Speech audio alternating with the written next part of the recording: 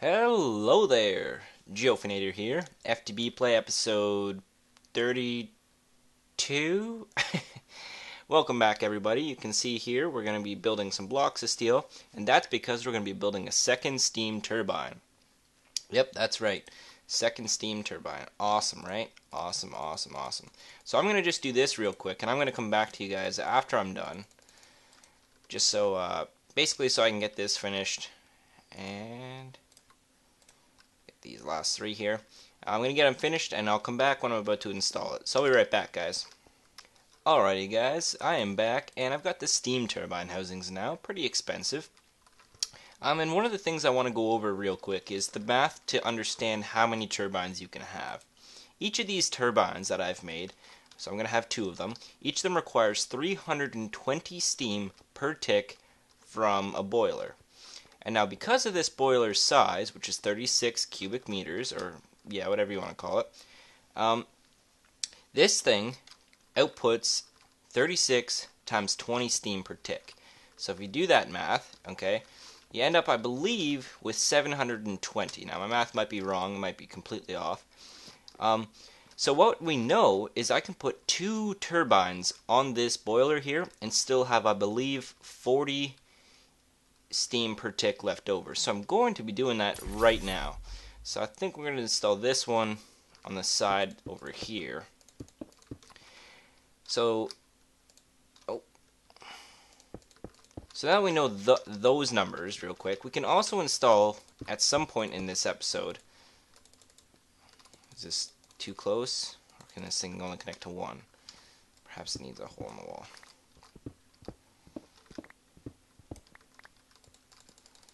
Come on.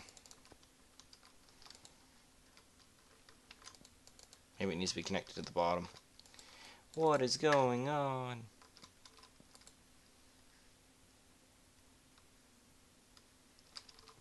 I'll be back, guys. Okay, guys, I'm back, and you can see I'm not sure why this mechanic is like this, but I just had to move it one back, and that's quite okay, because I believe if I output steam from each of these faces using pipes, I can get plenty of steam to this machine here. So I'm going to go make this new item, the liquid duct, I think is what they're called. There they are. Liquid ducts are just copper with some hardened glass, and these things can carry twice as much liquid as a golden waterproof pipe, which is perfect because, well, oh boy, that's dangerous. So yeah, it's good because I can carry twice as much, twice as fast to this boiler. So normally the golden pipes can only carry 40 steam per tick to this machine. But as you know, all liquids are usually, anyway, or not liquids, gases are compressible, so I can actually compress it down in the liquid duct into 80 steam per tick flowing. So from each of these output phases, I can get 80 steam out of them. So 80, 160, 240, 320. So all I need is 4 faces off of this boiler here into this turbine to get some power out. So before I do that, I'm going to quickly connect this turbine here, just like that. And this turbine is also going to be powering over to the top room. So let me go get those liquid ducts ready. I'll meet you guys back upstairs, and we'll get the rest of this build on. Alrighty guys, I'm back. You can see I'm over here at the charging station. I had to change all this because the pipes blew up, if you guys can remember that. And I was worried, while I was back at the house there, that this was going to be running out of power. And the reason I need my redstone energy cell is that I'm actually using it to power my induction smelter to get crushed obsidian and lead into hardened glass. So we're going to be using that. I've also set up a second quarry, so that's the reason I even need that system. Oh, it goes down here. Just like that. Grab my prototype Omni wrench. There we go, back to the... Oh boy, we don't need that much power. My goodness. That's for the quarry. Alright, so while that's powering that up, and this is making me some hardened glass, I'm going to grab some quick copper ingots here. Alrighty, that should be plenty, I hope.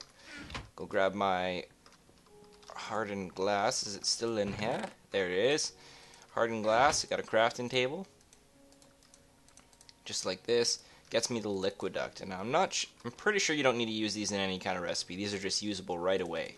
So if we take these downstairs now, why I jumped I have no idea. I've got a portal. If I take these downstairs, you can see when I attach them to this thing here, they automatically have like an output. So you can see it's kind of outputting itself, and that's the good thing. So you can see this thing is going to actually start using some of the steam. Now it's not going to use it until I turn it on. So that's the nice thing. So you can see each of them has their own kind of path. They don't connect, and that's the beauty of these things. So now that they're all compressed, you can see it's going to be running twice as smoothly. So I'm going to go make myself another one of those turbine rotors. Let's see if I can find those bad boys. Turbine disc and the rotor. So the disc requires 8 of these blades, which takes some steel. And I should have some steel left, probably not nearly enough. So let's see. We need 8 of these.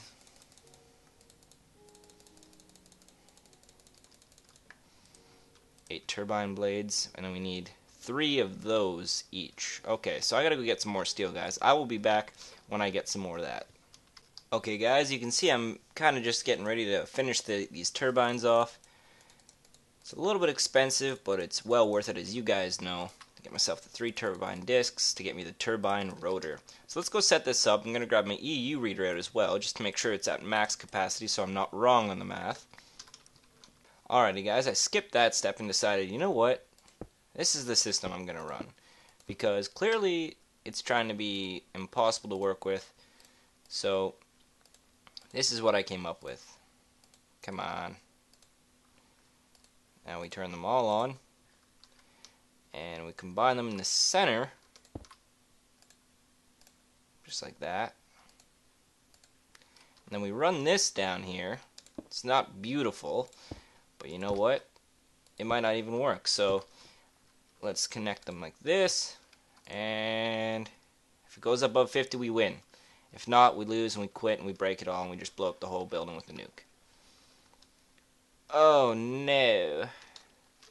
So perhaps these can only pump out approximately maybe 160 per. So what if we try and connect it maybe just 2 at a time and have 2 different lines? So how about we try that? So let me just rearrange this and I'll be back. Alrighty guys, this is the true test here. I'm going to combine this last one, just like this. And if this doesn't work, then we give up and then we blow it up with a nuke. Sounds like an awesome plan.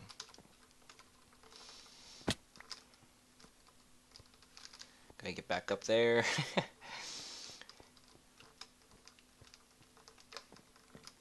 Next time I'll test this before I go off on one of my crazy builds. Alright, so that's powering all that. The nice thing is I can actually just run this like this and not have to worry, because these things don't actually connect if you don't want them to. So we just pipe it like that, hit the switch, and voila! We've got ourselves 2 steam turbines running at full capacity, sir. So if we run up here and we check this line, start a new measurement, we get 100 EU per tick. And now if we click this one and we start a measurement, we've got 200. Now that is awesome. So let's run upstairs and check on this MFSU, because that's totally awesome and it's totally worth every second. So look at this bad boy. We've got about 4 million EU in here, which is perfect for what we're doing upstairs. You can see it's cruising quite nicely now. It goes 2, 4, 6, 8, 10 kind of thing. Check on this thing. It's not powering anymore. We can grab it back. Nope.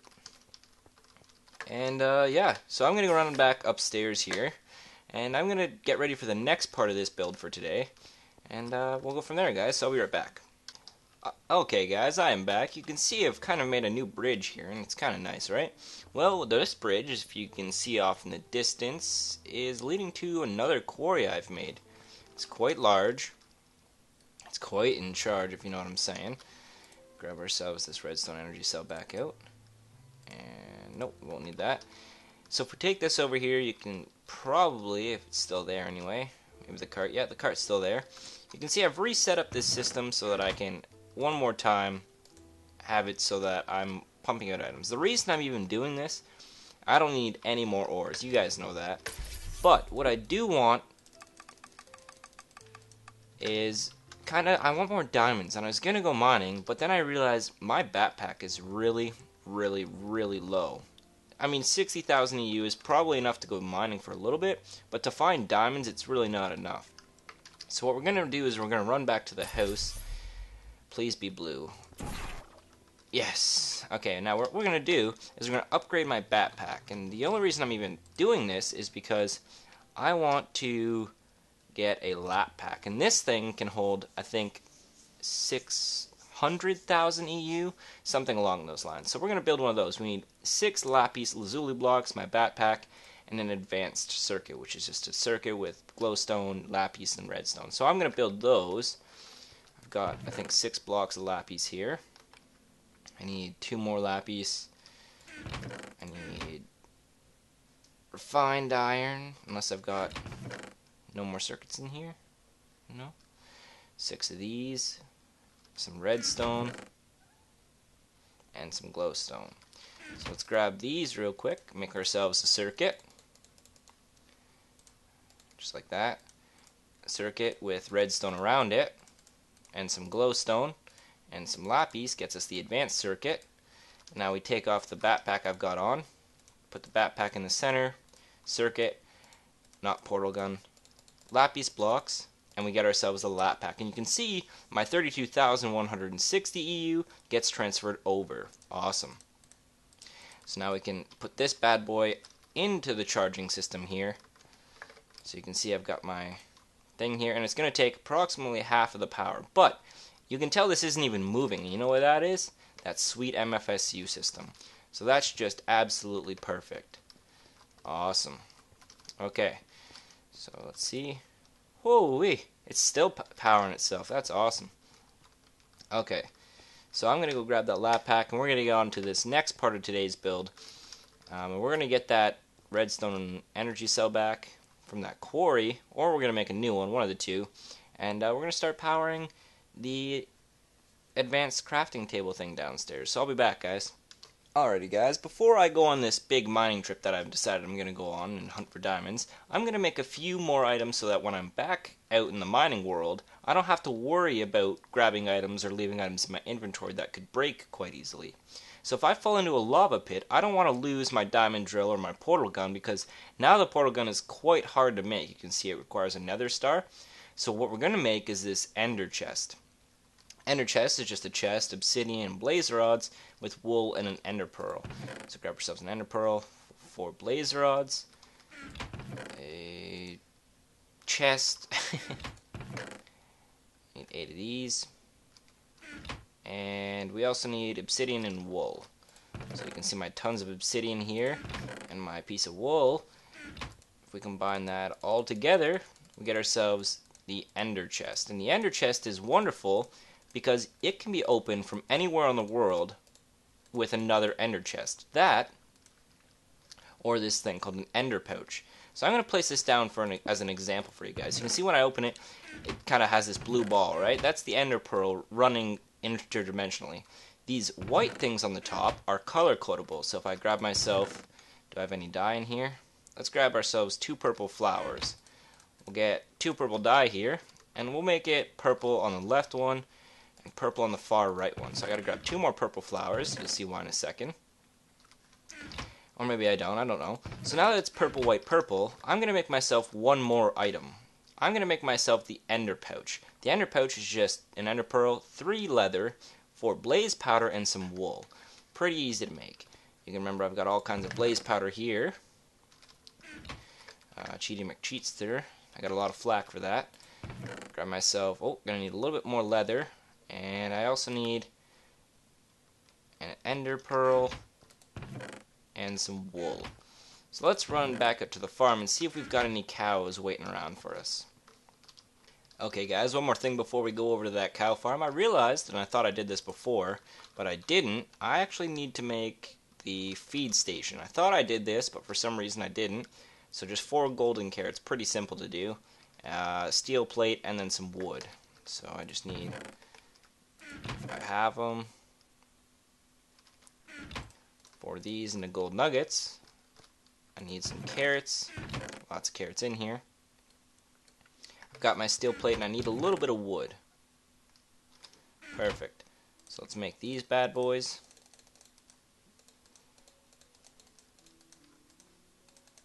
I don't know why I thought I made this already. Perhaps I'm going senile in my old age.